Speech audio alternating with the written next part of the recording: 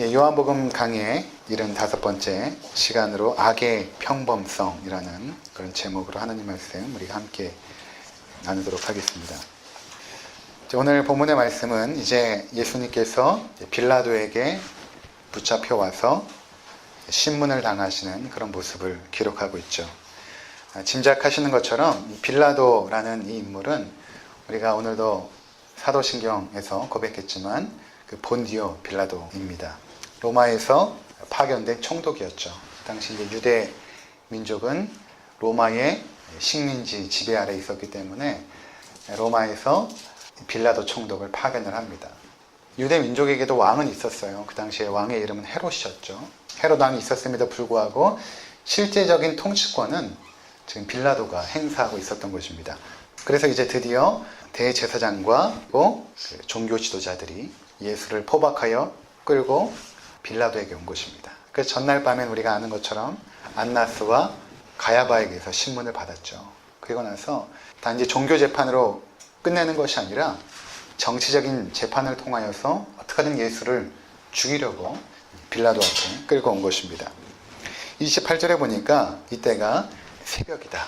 그 당시에 그 로마의 정치 질서를 보면 아주 이른 아침부터 일과가 시작되었다고 해요. 아마 일과가 시작되는 그 아침에, 새벽이라고 표현되어 있지만 아주 이른 아침, 그때에 드디어 예수를 포박하여 빌라도에게 데리고 온 것입니다. 자, 이것은 어떤 의미가 있는가 하면 지금 예수를 공식적인 재판을 통하여서 죽이고자 하는 것입니다. 유대인들에게도 종교적인 재판이 있었습니다. 그래서 그들은 지난주에 말씀드린 것처럼 거짓 선지자와 같은 백성을 미혹하여서 하나님을 예배하는 것에서 떠나게 하는 자들, 그 거짓 선지자들을 돌을 들어서 쳐 죽일 수 있었던 것입니다. 물론 로마가 유대민족을 식민 통치할 때 그 사형권이 로마에게로 넘어갑니다. 그 찰나에 있었던 상황이었습니다. 그 과도기 가운데서 실제로 사형 집행권은 로마에게 있었지만 돌발적으로 일어나는 이러한 민족적인 종교적인 사건들은 로마에서 눈 감았던 것입니다. 그래서 사도행전에 보면 스데반 집사가 설교를 하고 난 이후에 유대인들이 돌을 들어 쳐 스데반 집사를 죽이지 않습니까? 그리고 예수님께서 때때로 자신이 하나님의 아들이고 내가 하나님과 동등되었다라고 했을 때에 유대인들이 돌을 쳐서 예수님을 죽이려고 했던 기록이 성경에 나타나 있습니다. 그럼에도 불구하고 그들이 빌라도에게 데리고 왔다는 것은 단순히 자신들이 가지고 있는 종교적인 절차로 예수를 죽이고 끝낼 것이 아니라 정치적인 재판을 통하여서 아주 악랄한 방식을 통하여 예수를 공식적으로 죽이고자 했던 것입니다.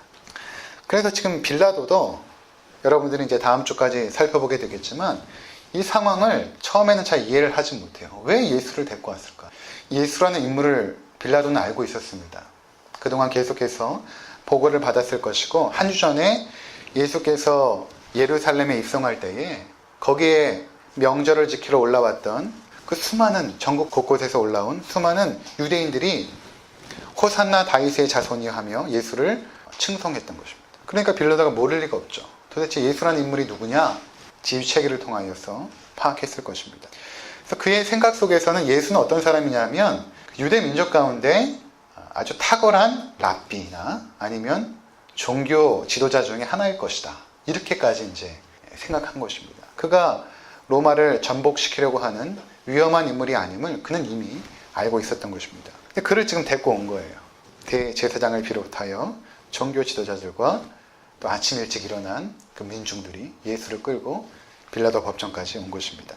근데 그들이 이렇게 빌라도 법정으로 왔을 때에 아주 우스운 광경이 이제 보여지는데 이 부분은 제가 마지막 부분에 다시 한번 설명을 드리도록 하겠습니다. 28절에 보면 그들이 더럽힘을 받지 아니하고 유월절 잔치를 먹고자 하여 관정에 들어가지 아니하더라.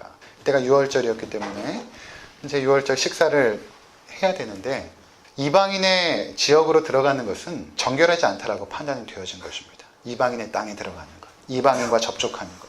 그래서 유월절 잔치를 거룩하게 먹고자 그들은 빌라도의 관정에 들어가지 않고 바깥에서 예수만 그 관정에 집어넣은 채 바깥에 있었던 것입니다. 그리고 빌라도와 예수가 신문을 하게 되죠. 그리고 요한복음엔 나타나지 않지만 다른 복음서에 보면 그 곁에 빌라도의 부인이 있었습니다. 내가 어젯밤 꿈에 이 사람에 대한 꿈을 꿨는데 별로 좋지 않더라. 이 사람을 놓아주라. 이런 얘기를 하는 장면이 복음서에 나와 있는데 요한복음에서는 이제 빌라도만 등장하죠. 자, 그래서 이제 빌라도는 예수를 신문하면서 그 결과들을 계속 밖에 나가서 관정 밖에 있는 유대인들에게 설명을 이제 하게 되는 그런 장면들이 기록이 됩니다. 자, 너희가 무슨 일로 이 사람을 고발하느냐, 이렇게 공적 재판이 시작되고 있습니다. 무슨 일로 이 사람을 고발하느냐. 그러니까 30절에 유대인들이 이렇게 대답하죠. 이 사람이 행악자가 아니었다라면 우리가 당신에게 넘기지 아니하였겠나이다. 그 당시에 민중들이 예수님을 행악자로 몰아세웠습니다. 빌라도는 이 상황을 너무나 잘 알고 있죠. 지금 종교적인 문제를 가지고 자기에게 번거롭게 가져온 것입니다. 그러니까 31절에 빌라도가 이렇게 대답합니다. 너희가 그를 데려다가 너희 법대로 재판하라. 너희에게 종교법이 있지 않냐? 왜 나를 귀찮게 하느냐? 이거는 정치적인 상황이 아닌데 왜 나에게로 가지고 왔느냐? 너희가 너희 법대로 재판하라. 이렇게 돌려보낸 것입니다. 그러니까 현재까지 빌라도의 모습을 보면 굉장히 공정하고 합리적입니다. 현재까지는.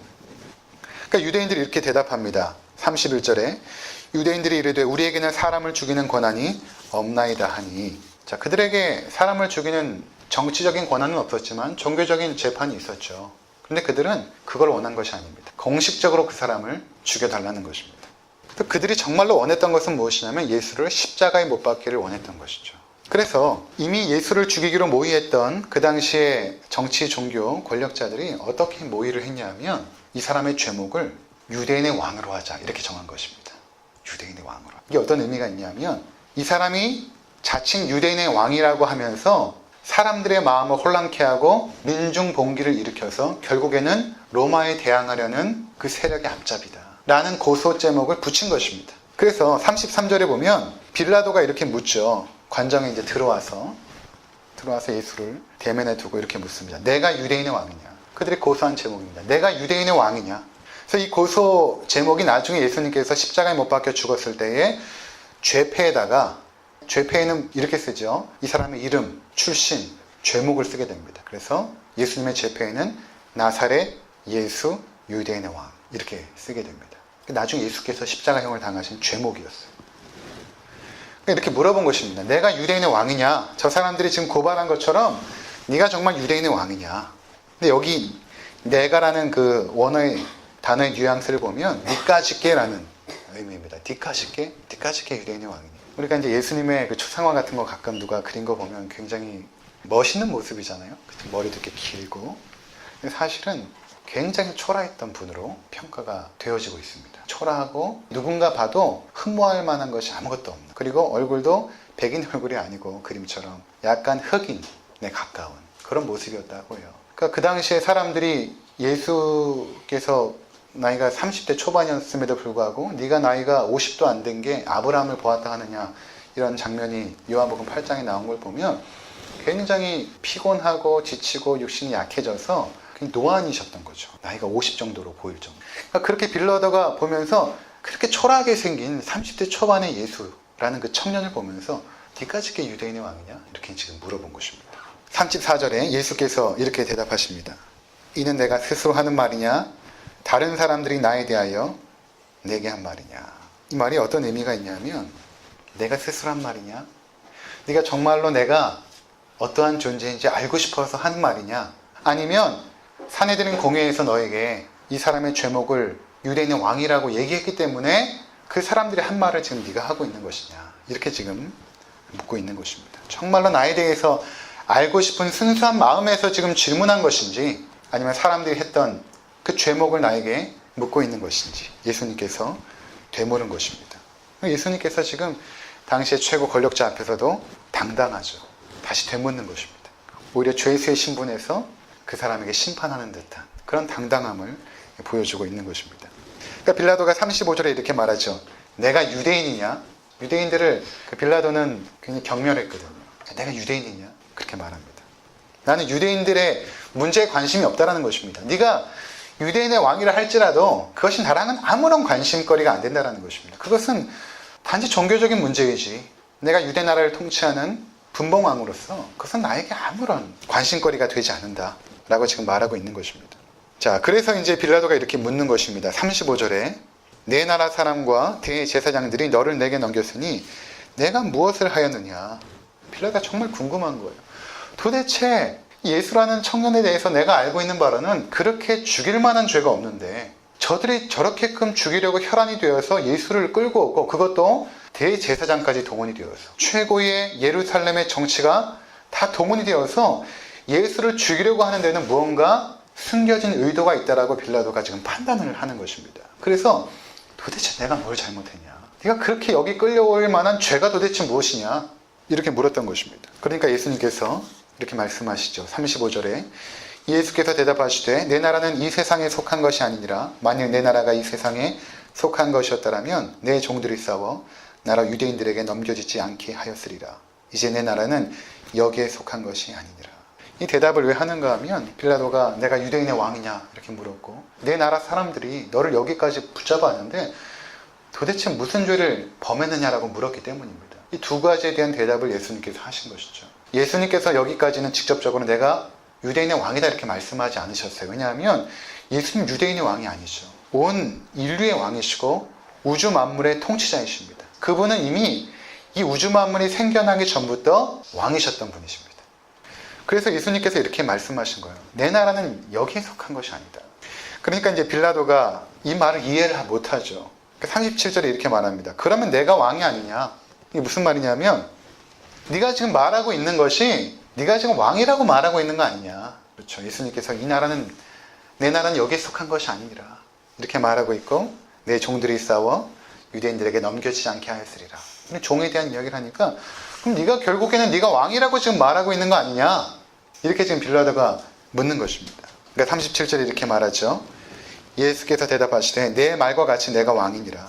내가 이를 위하여 태어났으며 이를 위하여 세상에 왔나니 곧 진리에 대하여 증언하려 함이로다. 물론 진리에 속한 자는 내 음성을 듣느니라 하신대. 예수님께서는 있는 그대로 지금 말씀하시는 것입니다. 내 나라는 여기에 속하지 않고 나는 하나님 나라에 속한 왕이다. 그리고 내가 이 땅에 온 것은 내가 진리를 선포하기 위해서 이 땅에 왔다. 그 소임을 내가 다하기 위해서 이 땅에 왔다. 이렇게 빌라도에게 차근차근 말씀을 하십니다. 38절에 빌라도가 말하죠. 진리가 무엇이냐?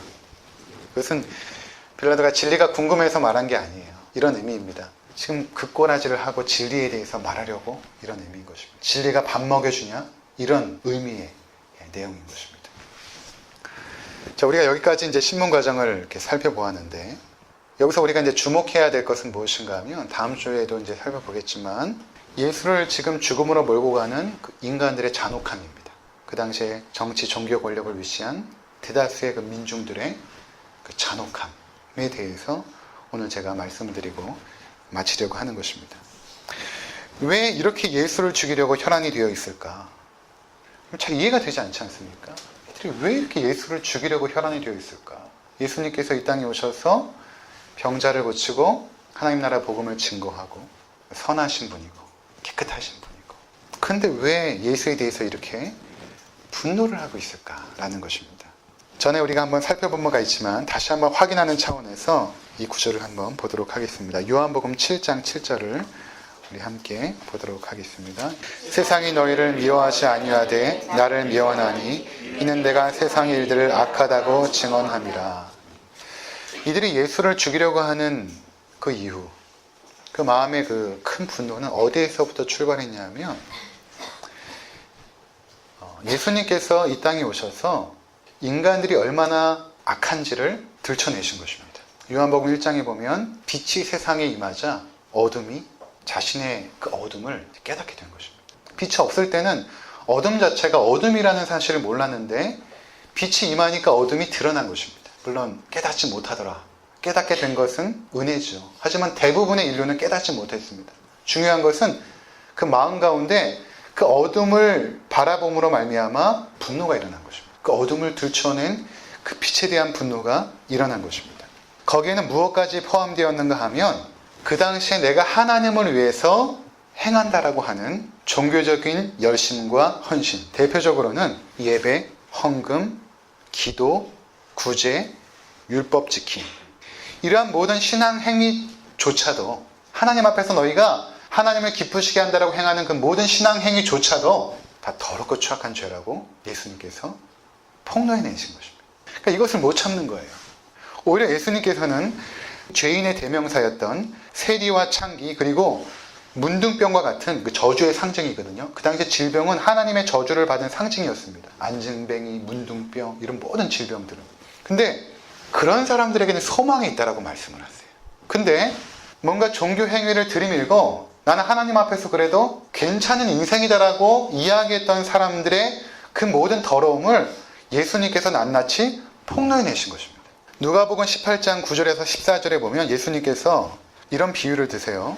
두 사람이 성전에 기도하러 올라갑니다. 한 사람은 바리새인이고 한 사람은 세리입니다. 바리새인들은 서서 따로 기도하면서 이렇게 기도합니다. 나는 다른 사람들 곧 토색, 토색이라는 것은 뇌물을 받는 것이거든요. 토색, 불의, 간음을 하는 자들과 같지 아니하고 여기는 이 세리와도 같지 아니함을 정말 감사합니다. 나는 일주일에 2번씩 금식하고 또 소득의 11조를 드립니다. 그렇게 하나님 앞에 이제 기도하고 있는 거예요. 그런데 그 옆에 있는 세리는 어떻게 기도하냐면 멀리 서서 감히 눈을 들어 하늘을 쳐다보지도 못하고 가슴을 치면서 하나님 불쌍히 여겨주셔서 나는 죄인입니다. 이렇게 기도했던 것입니다. 예수님께서 이렇게 말씀하세요. 저 바리새인은 의인이 아니고 오히려 저 옆에 있는 세리가 의인이다. 이렇게 말씀하십니다. 의롭다라는 것이 아니에요. 오히려 저 사람이 더 죄악된 모습이고 오히려 이 사람이 더 의로운 모습이다 라는 것입니다. 자신의 종교심과 신앙행위 뒤에 숨어서 마치 하나님 앞에서 내가 조금이라도 괜찮은 사람인 것처럼 살아가는 자들, 그들에 대한 평가는 나는 죄인이다 라는 것입니다. 오히려 자신의 죄인됨에 대해서 애통하며 슬퍼하는 자들이 오히려 소망이 있음을 예수님은 말씀하셨던 것입니다. 누가복음 11장에 보면 예수님께서 이제 식사를 하시는데 그 근처에 바리새인들이 있었어요. 예수님께서 식사를 하는데 너무 배고프셨는지 손을 씻지 않고 음식을 막 먹으신 거예요. 그랬더니 바리새인들이 이렇게 생각한 것입니다. 어떻게 음식을 먹기 전에 손을 씻지 않지? 그들의 정결법에 의하면 손을 씻고 음식을 먹어야 깨끗하다라고 생각했던 것입니다. 주께서 이렇게 말씀하십니다. 39절에 너희 바리새인들은 지금 장과 대접의 겉은 깨끗하나 너희 속에는 탐욕과 악독이 가득하도다. 너희가 그렇게 깨끗한 척하지만 너희 안에는 그 더러움과 추악함이 가득 있다. 그러면서 굉장히 무서운 말씀을 하세요. 42절에 보니까 화 있을진저 너희 바리새인이여 너희가 박하와 운향과 모든 채소의 11조는 드리되 공의와 하나님께 대한 사랑은 버린도다. 43절에 화 있을진저 너희 바리새인이여 너희가 회당의 높은 자리와 시장에서 문안받는 것을 기뻐하도다. 그 당시에 그렇게 정결하고 거룩하고 경건하게 살아갔던 사람들, 그들에 대하여 예수님은 가차없이 그 죄를 폭로해내신 것입니다. 그럼 우리도 그렇지 않습니까? 누가 나에 대해서 조금만 뭐라고 해도 굉장히 자존심이 상한데 우리 안에 감춰져 있는 그 죄악의 더러움을 폭로시켰을 때 그 안에서 분노가 일어나기 시작합니다. 최근에 간담을 서늘하게 하는 사건들이 계속해서 벌어지고 있죠. 여중생 둘이 모의하여서 초등학교 학생을 살인하고 시신을 훼손하고 유기한 사건. 여고생들이 집단으로 폭력하고 그것을 촬영하여 인터넷에 올린 사건. 여중생 딸의 친구를 집으로 유인하여서 죽이고 시신을 유기한 사건. 이러한 사건을 우리가 대하면서 어떻게 저렇게 잔인하고 끔찍한 일을 벌일 수 있는가? 그래서 혐오하죠. 근데 불편한 진실이 있습니다. 아주 불편한 진실. 그 사람이 특별한 사람들이 아니에요. 그게 불편한 진실이에요. 우리들은 어떤 마음이 있냐면 이 사람들을 좀 어떻게 특별한 사람으로 만들고 싶어요. 정신적인 문제가 있겠지. 성장 과정에 무언가 문제가 있었을 거야. 근데 여러분 잘 보시면 평범한 사람들이. 그것이 우리의 마음을 힘들게 하는 것입니다. 우리와 다르지 않은 평범한 사람들입니다. 다른 말로 하면 나도 그럴 수 있다는 거예요. 내 자녀도 그럴 수 있다는 거예요. 그러한 더럽고 추악한 죄악들이 다 우리 안에 있다는 것입니다. 우리가 종교적인 행위 뒤에 숨어서 있다고 하여도 그 잔혹함이 없어지는 건 아니에요. 여전히 남아있어요. 우리가 아직까지 그런 자리에 나가지 않은 것은 하나님의 은혜이고 우리를 붙잡아 주신 결과인 것입니다. 우리는 그런 존재예요. 예루살렘의 아이만이라는 책이 있습니다. 제가 오늘 이렇게 가지고 나왔는데 한나 아렌트라는 사람이 썼어요. 어떤 책이냐면 나치 전범 아돌프 아이만의 재판 과정을 지켜본 이 정치 철학자 한나 아렌트가 도대체 이 사람이 왜 그런 죄를 범했을까? 어떻게 그 어린아이들과 수많은 남자, 여자, 사람들을 가스실에 집어넣고 잔혹하게 죽이고 그 시체를 불에 태워버리는 이 일을 어떻게 무덤덤하게 그 사람이 지휘하고 그 일을 했을까라는 것을 이제 파고들은 거예요, 이 사람이. 그래서 예루살렘에서 아이만이 재판을 받게 되거든요. 한나 아렌트가 그것을 다 보면서 그 기록들을 이제 남겨놓은 책이 바로 이것입니다. 여기서 이제 한나 아렌트가 발견한 것은 뭐냐면 악의 평범성에 대한 것입니다. 악의 평범성. 너무 괜찮은 사람이었던 거예요. 아이만이라는 사람. 우리가 생각할 때는 양심의 가책도 없고 수만 명을 학살했다는 사실만 놓고 보면 굉장히 악인일 것 같지만 그의 정신 상태를 분석한 의사들에 따르면 그는 정상적인 사람이었습니다. 오히려 보통 사람들보다 우리 일반인들보다 더 도덕적인 사람이었습니다. 제가 한 대목을 읽어드리도록 하겠습니다. 여러 명의 정신과 의사들이 그를 정상으로 판정했다. 그들 가운데 한 명은 적어도 그를 진찰한 후에 내 상태보다 더 정상이다 라고 탄식했다고 전해지고, 또 다른 한 명은 그의 아내와 아이들, 어머니와 아버지, 형제자매 그리고 친구들에 대한 그의 태도, 그의 모든 정신적 상태가 정상일 뿐만 아니라 바람직함을 발견했다. 그리고 끝으로 대법원에서 그의 항소를 들은 후 그를 정기적으로 방문한 성직자는 아이만이 매우 긍정적인 생각을 가진 사람이라고 발표함으로써 모든 사람들에게 확인해 주었다. 평범한 사람이었다는 거예요. 그렇게 잔혹한 범죄를 저지르고 있는 사람들이 우리가 두려워서 숨고 있지만, 우리 동네에 혹시 그런 사람이 있을까 두려워서 숨고 싶지만 내가 그 사람이라는 것입니다. 이게 성경이 우리 가운데 보여주는 진리예요. 불편한 진실입니다. 굉장히 충격적인 일이죠. 아이만이 살인에 대한 충동에 사로잡히고 가학적인 성격의 소유자라면 오히려 우리의 마음이 편할지도 몰라요. 그 여중생 딸의 친구를 그렇게 살해하고 유기한 그 사람이 뭔가 정신적으로 문제가 있는 사람이라고 계속해서 몰아가면 우리 마음이 편할지 모르죠. 하지만 악은 평범한 얼굴을 하고 있습니다. 최근에 나온 책 중에 1999년도에 그 컬럼바인에서 한 고등학생이 친구 2명하고 모의해서 반 학생들과 학교에 있는 학생들을 총으로 쏴 죽인 사건이 있었어요. 1999년도에. 근데 그 엄마가 쓴 책이에요. 나는 가해자의 어머니입니다 라고 책을 썼어요. 그 가정이 너무 정상적이고 평범한 가정. 오히려 교육을 잘 받았다. 그 어머니가 충격을 받은 것이 어떻게 내 아이가 이렇게 됐을까? 정상적으로 평범하게 미국 가정에서 생활하는 이 아이가 어떻게 저렇게 사람을 쏴 죽인 아이가 됐을까? 여러분, 악인은 특별한 사람들이 아닙니다.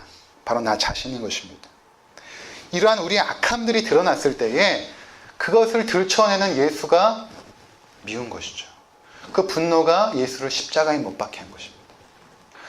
그런데 여기서 우리가 한 걸음 더 들어가서 그들의 잔혹함을 더 보면, 그들이 예수를 십자가에 몰고 가면서 관정에 들어가지 않죠. 왜 안 들어갑니까? 자기의 종교법으로 자기는 정결함을 유지하기 위해서, 자신의 그 정결함을 유지하기 위해서 관정에 들어가지 않으면서 예수를 십자가에 죽이려고 하고 있는 이 추악하고 더러운 모습. 그 고상함 뒤에 숨어서, 그렇죠? 그 교양과 그 겸손 뒤에 숨어있는 그 죄의 잔혹함들이 성경에서는 그대로 보여지고 있는 것입니다. 한 가지 더 말씀드리고 결론을 맺겠습니다. 그들이 왜 공적인 재판을 할까? 그것은 신명기 21장 23절에 보면 이런 말씀이 있어요. 그 시체를 나무 위에 밤새도록 두지 말고 그날에 장사하여 네 하나님 여호와께서 내게 기업으로 주시는 땅을 더럽히지 말라. 나무에 달린 자는 하나님께 저주를 받았음이니라. 결국 저렇게 이 땅에 와서 우리의 죄를 폭로해낸 저 사람은 하나님께 저주를 받은 사람이란 것을 증명하고 싶었던 것입니다. 종교적인 재판으로 돌을 던져 죽이는 것이 아니라 저 사람은 하나님의 저주받은 사람입니다 라는 것을 자신들뿐만 아니라 온 인류가 바라볼 수 있도록 십자가에 못 박기를 원했던 것입니다. 그게 우리의 죄의 잔혹한 모습이라는 것입니다. 이것을 통해서 우리가 깨닫게 되는 것은 무엇인가 하면, 우리에게는 아무런 소망이 없다는 것입니다. 우리가 누군가를 기대하고 누군가를 의지한다는 것조차도 사실은 불가능한 거예요. 배신감을 느낀다는 것? 원래 그 사람이에요. 원래 그런 사람입니다. 아, 속았다. 그런 사람인지 몰랐는데 속았다. 원래 그런 사람이에요. 그 드러난 것 뿐이지. 그런 상황이 되면 늘 그렇게 행동하는 사람입니다. 그게 우리의 죄예요. 지금 이렇게 감춰져 있지만 우리에게 소망이 없어요. 그것을 성경이 보여주고 있는 것입니다. 오직 우리가 하나님 앞에 나갈 수 있는 유일한 소망은 무엇인가 하면 하나님이 우리를 이 죄악에서 건져주시는 길밖에 없습니다. 다른 길이 없어요.